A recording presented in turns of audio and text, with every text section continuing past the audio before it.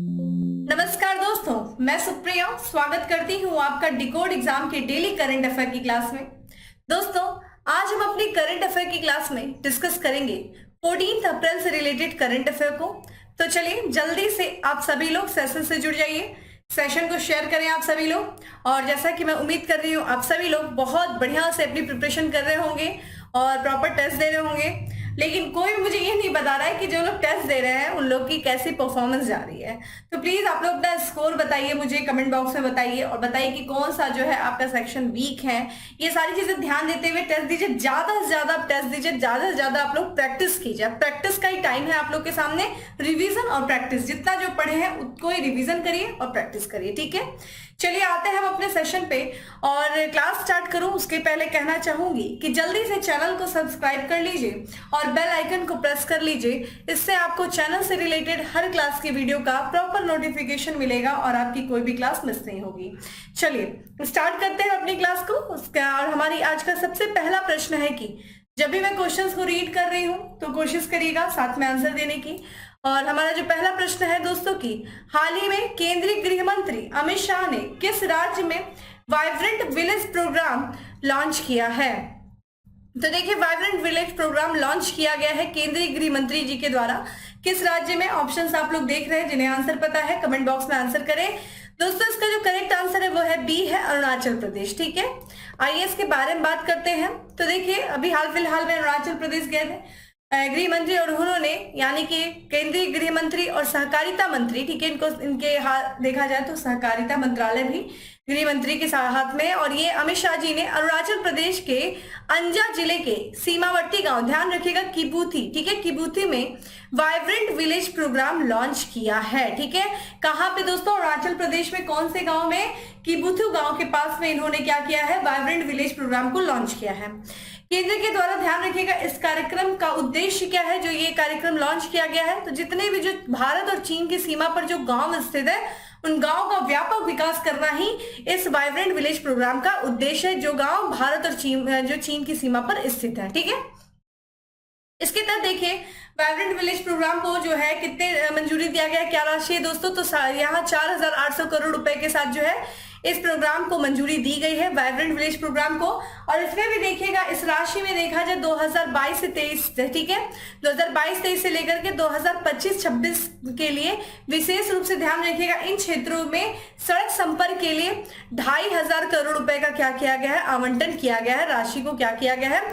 2,500 करोड़ रुपए की राशि भी आवंटित की गई है। इस कार्यक्रम के तहत जैसा कि मैंने बताया कि भारत और चीन सीमा पे जो गांव है उनका विकास करना। तो देखिए कौन कौन से राज्य हैं जिसमें कौन कितने जिले हैं, कौन से ब्लॉक हैं जिनका विकास किया जाएगा। तो यहाँ पे अरुणाचल प्रदेश, सिक्किम, उत्तराखंड और हिमाचल प्रदेश, ये वो राज्य हैं, ठीक है। और साथ ही साथ अगर देखा जाए केंद्र शासित प्रदेश लद्दाख जो है ये चीन से अपनी सीमा को साझा करता है। और इन्हीं में देखा जाए इनसे जो है उत्तरी सीमा से लगे 19 जिले के 46 ब्लॉक में 2,967 गांवों का व्यापक विकास करना जो है, या फिर व्यापक विकास करने के लिए इतने गांवों की पहचान की गई है वाइब्रेंट विलेज प्रोग्राम के तहत, ठीक है। यहाँ पे हम बात करें, इसके साथ ही केंद्रीय गृह मंत्री जी ने किबूथी में देखिए एक कार्यक्रम के तहत, कौन से? स्वर्ण जयंती सीमा रोशनी कार्यक्रम, इसके तहत देखिए अरुणाचल प्रदेश में लगभग 9 सूक्ष्म बिजली परियोजना जो है बनाई गई थी। इसका भी उद्घाटन केंद्रीय गृह मंत्री जी के द्वारा किया गया। तो स्वर्ण जयंती सीमा रोशनी कार्यक्रम भी आपके लिए इंपॉर्टेंट हो जाता है, ठीक है। इसी के तहत जो है सूक्ष्म बिजली परियोजनाओं का निर्माण किया गया था अरुणाचल प्रदेश में, जिसका उद्घाटन केंद्रीय गृह मंत्री जी के द्वारा किया गया।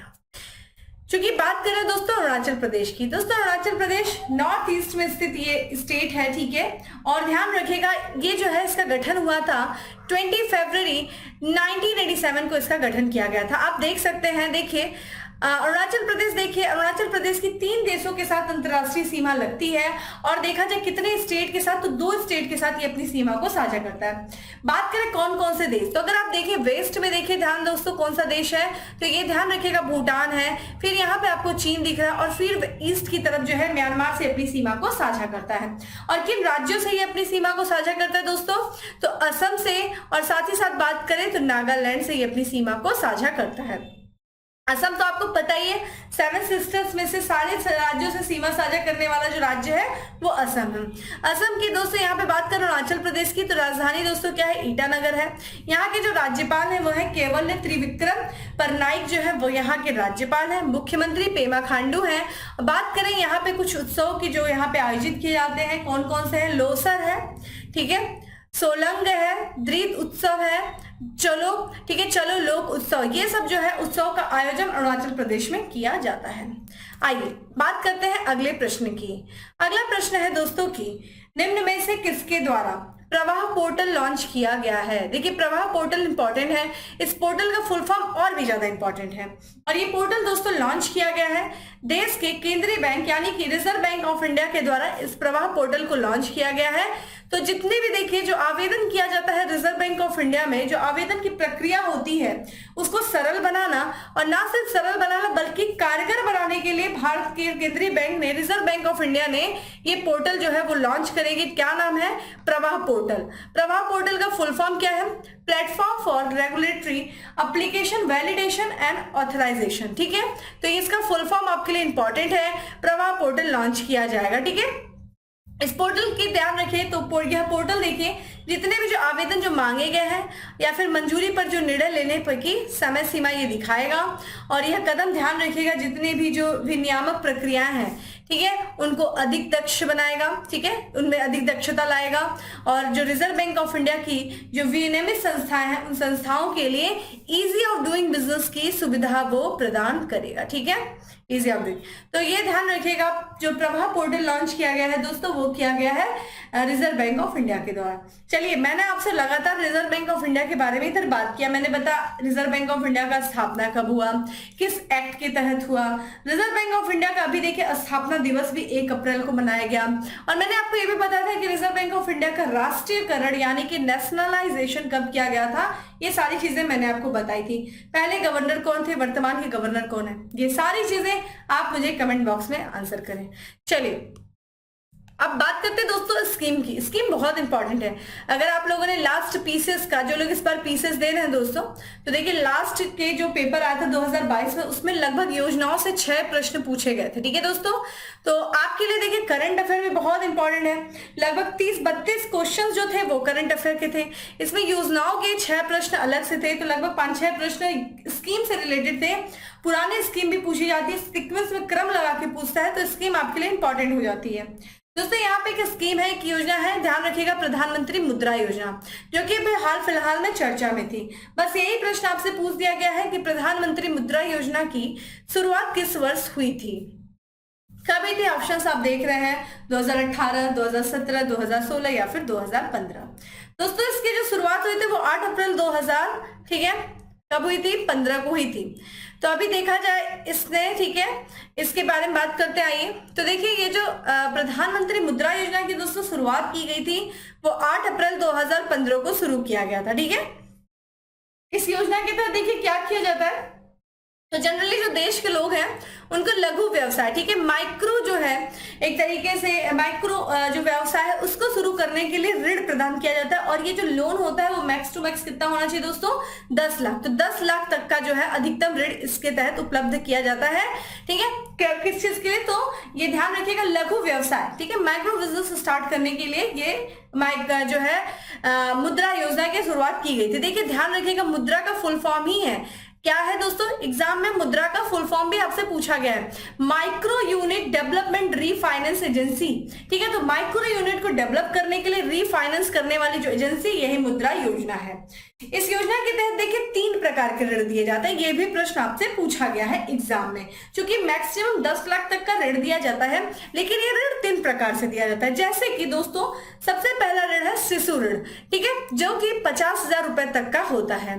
अगला है किशोर ऋण, जो कि 50,000 से लेकर के दोस्तों 5 लाख रुपए तक का जो ऋण होता है। और उसके बाद है दोस्तों तरुण ऋण, जो कि 5 लाख से लेकर के 10 लाख रुपए तक का ऋण होता है। तो मुद्रा योजना के तहत 3 प्रकार के ऋण दिए जाते हैं। अभी देखा जाए इस योजना के अंतर्गत देखिए सरकार के द्वारा कितने ऋण जो है स्वीकृत किए जा चुके हैं, तो लगभग 40 करोड़ 82 लाख जो है वो ऋण की स्वीकृति मिल चुकी है, जिसमें से कुल लागत देखिए, जिनकी कुल लागत देख लीजिए कितनी, 23 लाख करोड़ रुपए से भी अधिक है, ठीक है। यहाँ पे हम बात करें, इसमें जो ऋण दिया गया है उसमें 21% जो है नए उद्यमियों को स्वीकृत किया गया है। देखिए अभी हाल फिलहाल में यानी कि 8 अप्रैल 2023 को प्रधानमंत्री मुद्रा योजना ने अपनी 8वीं वर्षगांठ मनाई है, जिस कारण से हम इस योजना के बारे में बात कर रहे हैं। ठीक है, चलिए तो ये देखिए हम लोगों ने एक योजना के बारे में पढ़ा और ये योजना आपके लिए इंपॉर्टेंट है, पूछा भी गया है इससे रिलेटेड प्रश्न। ठीक है, चलिए अब बात करते हैं दोस्तों अगले प्रश्न की। अगला प्रश्न है कि निम्नलिखित में से किसने भारतीय संविधान के पहले डोगरी संस्करण को लॉन्च किया है। देखिए भारतीय संविधान का डोगरी संस्करण में अनुवाद किया गया और इसको लॉन्च किया गया है दोस्तों किसके द्वारा, किरण रिजिजू जी के द्वारा लॉन्च किया गया। ठीक है, किरण रिजिजू जी के द्वारा लॉन्च किया गया है, जो कि दोस्तों ये कौन है, ये केंद्रीय विधि और न्याय मंत्री हैं। ठीक है, किरण रिजिजू जी। और इन्होंने ध्यान रखिएगा जम्मू कश्मीर जो जम्मू विश्वविद्यालय है वहां से इन्होंने भारतीय संविधान के डोगरी अनुवाद का क्या किया है दोस्तों, अनुवाद जो है लोकार्पण किया है। आपसे ये भी पूछा जा सकता है कि कहां से किया गया है, तो जम्मू विश्वविद्यालय से किया गया है। देखिए जब इन्होंने इसका लोकार्पण किया, जब ये उद्घाटन कर रहे थे इसके डोगरी अनुवाद यानी कि संविधान के डोगरी अनुवाद के संस्करण का, तो उस दौरान देखिए जो महत्वपूर्ण शख्सियत जो मौजूद थी वो थे जम्मू कश्मीर के जो मुख्य न्यायाधीश, जिनको लद्दाख उच्च न्यायालय के भी न्यायाधीश है, मूर्ति क्या नाम है दोस्तों, कोटेश्वर सिंह, ये इंपॉर्टेंट है आपके लिए, वो भी मौजूद थे। देखिए यहाँ पे अगर हम बात करें संविधान की, जब संविधान बना था दोस्तों तो मूल संविधान जो था वो 2 भाषा में था, एक आपका इंग्लिश में था, दूसरी की बात करें दोस्तों हिंदी में था। लेकिन आगे चल करके जो कि इसको कई अन्य भाषाओं में भी क्या किया गया दोस्तों, इसका अनुवाद किया गया। यहाँ पे बात करें डोगरी में जो है संविधान का अनुवाद करने का कारण ये था कि लगातार जो है लंबे समय तक जो जम्मू कश्मीर के लोग थे वो लगातार इस बात की मांग कर रहे थे कि डोगरी जो है डोगरी भाषा में संविधान का अनुवाद किया जाए, जिसके बाद सरकार ने इस कदम को उठाया है। बात करें दोस्तों डोगरी भाषा की, देखिए डोगरी भाषा बेसिकली देखा जाए तो ये उत्तर भारतीय राज्यों में विशेष करके जो जम्मू कश्मीर हो गया, हिमाचल प्रदेश हो गया, पंजाब हो गया और कुछ संख्या में यानी कि कुछ हिस्सों में दिल्ली में भी ये भाषा जो है ये बोली जाती है। ठीक है, तो ये था दोस्तों हमने डोगरी भाषा। चलिए आप मुझे कमेंट बॉक्स में बताइए कि हमारे संविधान की जो अनुसूची 8 में जो 22 भाषाएं दी गई हैं, क्या 22 भाषाओं में डोगरी भाषा भी है? अगर है तो उसको क्या वो मूल संविधान में था, ठीक है, या फिर उसको शामिल बाद में किया? अगर जब शामिल किया गया तो किस वर्ष किया गया, किस संविधान संशोधन के द्वारा किया गया था डोगरी भाषा? तो आप मुझे कमेंट बॉक्स में इस डोगरी भाषा के बारे में बताइए। ठीक है, चलिए आगे बढ़ते हैं। अगला प्रश्न है कि निम्न में से किस राज्य सरकार ने टी.एन. रिच, ठीक है, टी.एन. रिच पहल की शुरुआत की है? दोस्तों करेक्ट आंसर है वो है तमिलनाडु सरकार ने। एक तरीके से देखा जाए तो एक जितने भी जो तमिलनाडु के राज्य है और जो तमिलनाडु राज्य के जो शहर है उनको क्या करना है, हेलीकॉप्टर जो है हेलीकॉप्टर के माध्यम से हेलीकॉप्टर जो है कनेक्टिविटी, ठीक है, उसके तहत जुड़ना। तो एक तरीके से देखा जाए जो तमिलनाडु इंडस्ट्रियल डेवलपमेंट कॉर्पोरेशन है उससे जो तमिलनाडु के अनेक शहर है उनको हेलीकॉप्टर से वो जोड़ने जा रही है और इसी हेलीकॉप्टर से जोड़ने की पहल को क्या कहा गया है दोस्तों, Tamil Nadu regional aerial connectivity through helicopter, ठीक है, टी.एन. रिच इसको कहा गया है। तो कनेक्टिविटी किसके माध्यम से, हेलीकॉप्टर के माध्यम से। कहा तमिलनाडु के जो शहर है उनको हेलीकॉप्टर के माध्यम से एक दूसरे से कनेक्ट करना, ये पहल की शुरुआत तमिलनाडु में किया गया है।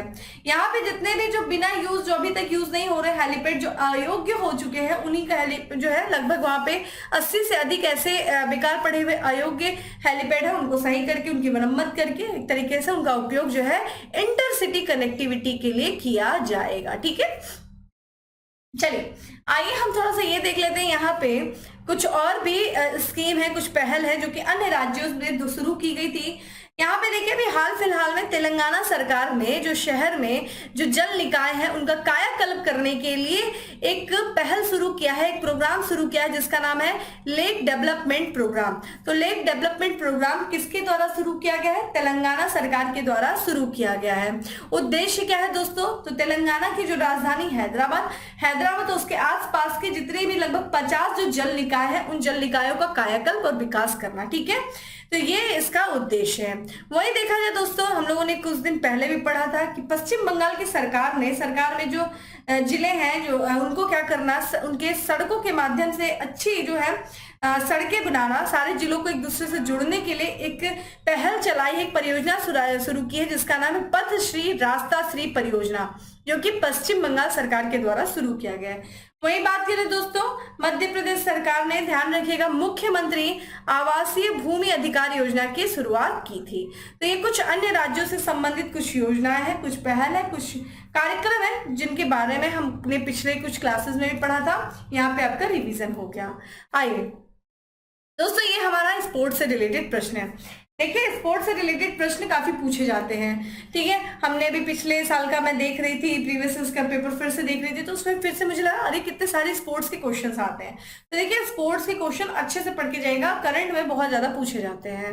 यहाँ पे दोस्तों प्रश्न है कि किस देश को 2023 फीफा अंडर 17 विश्व कप की मेजबानी से हटा दिया गया है? तो देखिए, ध्यान रखिएगा, अभी हाँ इसी वर्ष जो फीफा अंडर 17 वर्ल्ड कप होने वाला है, इसकी मेजबानी दोस्तों पेरू करने जा रहा था, जो कि साउथ अमेरिका का ये देश है पेरू, और इसको अभी हाल ही में इसकी मेजबानी से इसको हटा दिया गया है।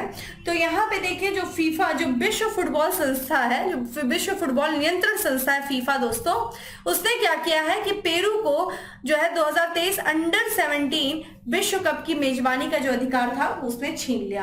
क्यों छीन लिया, क्या कारण था? तो ऐसा माना जा रहा था कि पेरू टूर्नामेंट के लिए जो था वो वांछित आधारभूत ढांचा पूरा करने में विफल रहा। तो जो कुछ भी जरूरत आवश्यकताएं थी, जो आधारभूत ढांचा था, उसको पूरा करने में पेरू जो है असफल था, जिस कारण से फीफा ने जो है इससे इस साल के जो अंडर 17 विश्व कप होने जा रहा था फीफा का, उसकी मेजबानी उससे छीन ली है।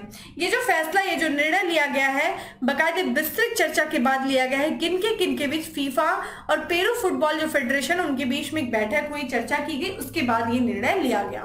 बात करें दोस्तों अंडर 17 फीफा विश्व कप जो है 2023 का, इसका आयोजन इसी साल के अंत में, यानी कि 10 नवंबर से 2 दिसंबर 2023 के बीच में होना था या होगा, ठीक है। यहाँ पे बात करें फुटबॉल की दोस्तों, तो फीफा विश्व कप फुटबॉल है, देखिए ये द्विवार्षिक टूर्नामेंट है, 2 वर्ष पे होने वाला ये टूर्नामेंट है।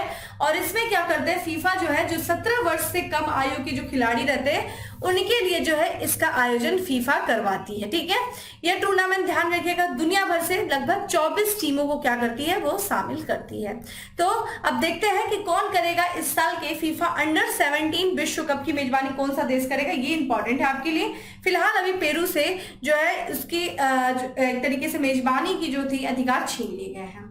आइए हम बात कर लेते हैं जो भी पिछले वर्ष जो फीफा अंडर 17 महिला विश्व कप हुआ था उसके बारे में बात कर लेते हैं, क्योंकि ये बहुत इंपॉर्टेंट है, क्योंकि इसका जो आयोजन दोस्तों किया गया था वो किया गया था भारत में किया गया था। इसमें देखिए विजेता जो था वो स्पेन था और उप विजेता दोस्तों कौन था, कोलंबिया। यानी कि बात करें कि फीफा अंडर 17 महिला विश्व कप किसने जीता दोस्तों, तो ये स्पेन ने जीता था, किसको हरा करके, कोलंबिया को हरा करके। और इसका शुभंकर देखिए क्या है, ईभा की तस्वीर आप यहाँ पे देख सकते हैं। आइए बात करते हैं जो 22वां फीफा पुरुष विश्व कप दोस्तों 2022 हुआ था, ये भी इंपॉर्टेंट है। देखिए इसका जो आयोजन किया गया था कतर में किया गया था, और कतर जो है अरब का पहला देश है जिसने फीफा विश्व कप की मेजबानी की है, फीफा पुरुष विश्व कप की मेजबानी की है। यहाँ पे देखिए फाइनल में देखिए अर्जेंटीना और फ्रांस पहुंचे थे, जिसमें अर्जेंटीना विजयी रहा और फ्रांस जो था उपविजेता बना है।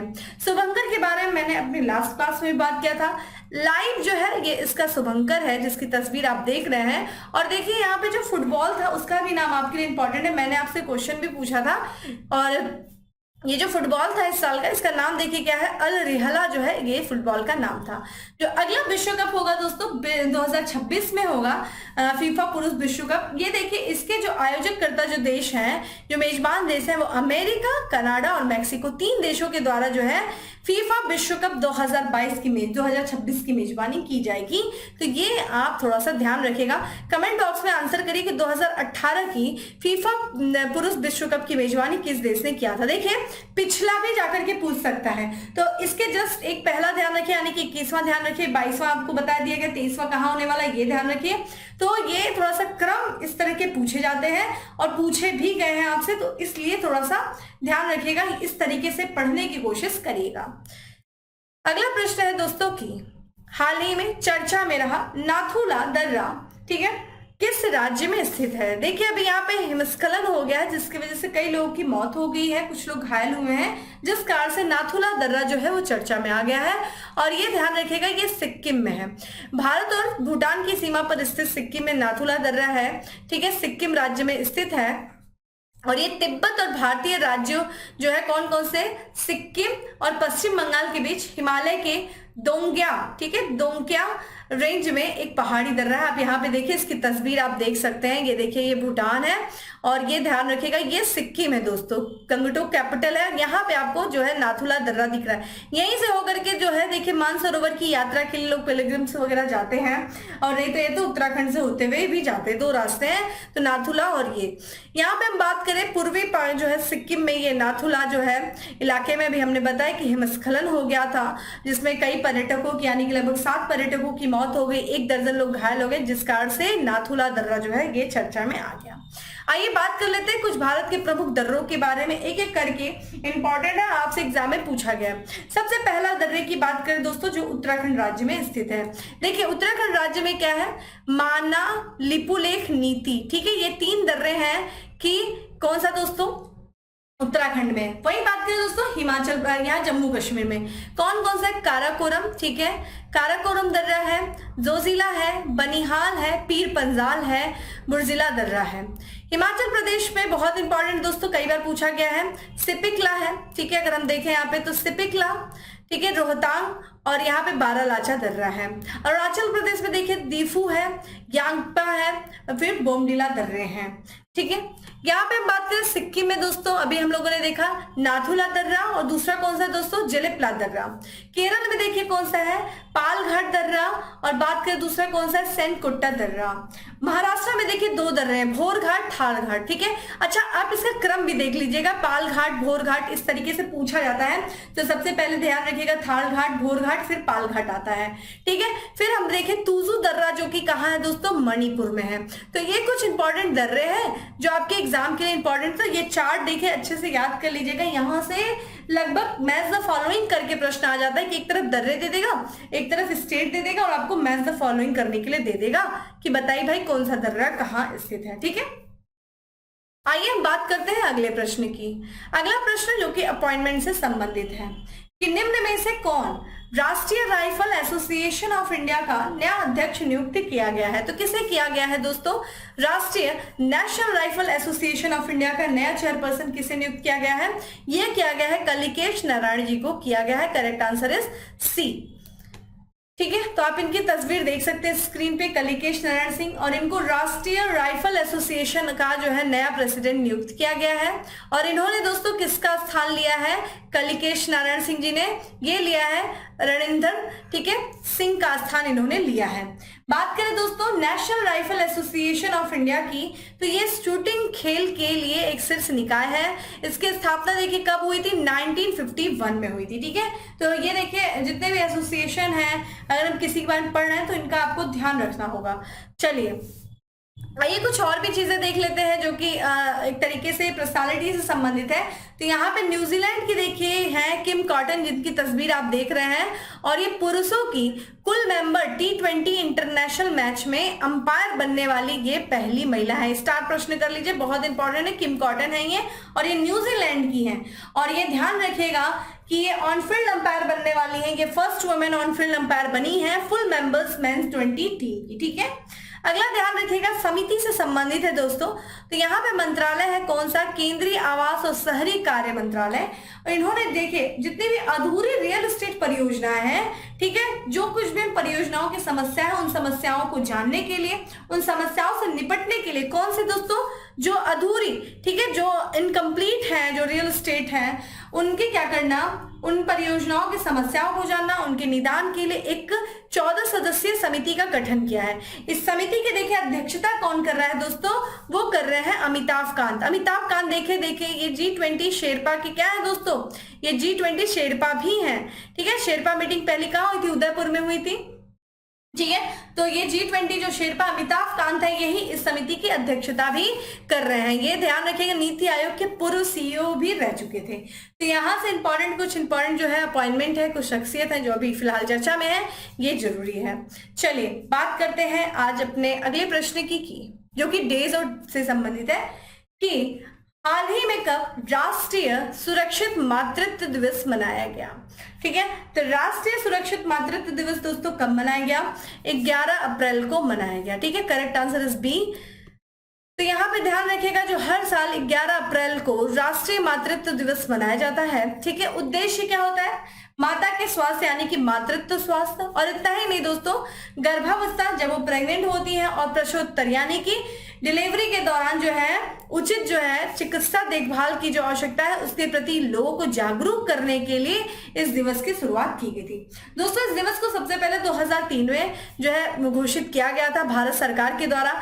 किसके प्रयासों से? तो एक ध्यान रखिएगा, एक संस्था है जिसका नाम है व्हाइट रिबन अलायंस इंडिया, ठीक है। व्हाइट रिबन अलायंस इंडिया के प्रयासों के बाद से ही 11 अप्रैल को राष्ट्रीय मातृत्व सुरक्षा दिवस के रूप में घोषित किया गया भारत सरकार के द्वारा 2003 में। 11 अप्रैल ही क्यों दोस्तों?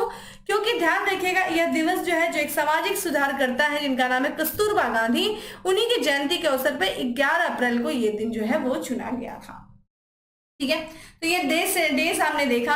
आइए कुछ और भी डेज हैं जो हमारे अप्रैल में भी चर्चा में थे, आइए उनको एक एक करके रिवीजन कर लेते हैं। देखिए 10 अप्रैल को दोस्तों हम लोगों ने मनाया विश्व होम्योपैथिक दिवस। वही बात करें, विश्व स्वास्थ्य दिवस दोस्तों कब मनाया गया है? 7 अप्रैल को मनाया गया था। अगला है दोस्तों राष्ट्रीय समुद्री दिवस कब मनाया दोस्तों? 5 अप्रैल को। 5 अप्रैल को ही दोस्तों हमने मनाया अंतरराष्ट्रीय विवेक दिवस, ठीक है, इंटरनेशनल डे ऑफ कॉन्साइंस। अगली बात करें दोस्तों, अंतरराष्ट्रीय खान जागरूकता दिवस कब मनाया गया? 4 अप्रैल को मनाया गया। और विश्व ऑटिज्म जागरूकता दिवस कब मनाया गया? 2 अप्रैल को मनाया गया। यहाँ पे हम एक दिवस की और बात कर लेते हैं दोस्तों, जो 11 अप्रैल को ही था, विश्व पार्किंसंस दिवस, ठीक है।